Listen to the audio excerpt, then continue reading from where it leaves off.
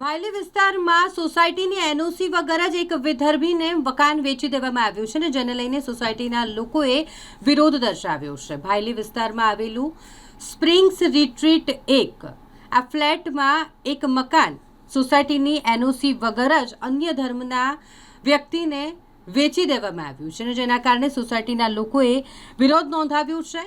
ભાયલી વિસ્તારમાં અશાંત ધારા લાગુ કરવામાં આવે તેવી લોકોએ માંગ કરી છે।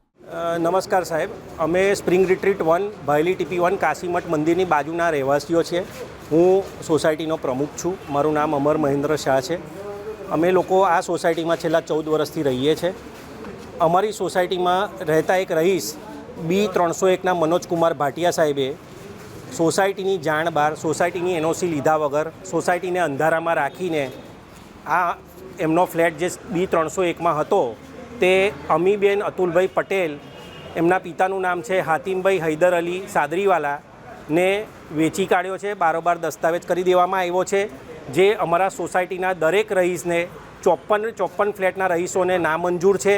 અમે આનો સખત વિરોધ કરી રહ્યા છીએ અને આ ફ્લેટનો જે બી કારભાર થયો છે એ સોસાયટીની જાણ બહાર સોસાયટીને અંધારામાં રાખીને કરવામાં આવ્યો છે, જેથી અમે લોકો આ ફ્લેટનો કબજો કોઈ બી સંજોગોમાં રહીશને આપીશું નહીં।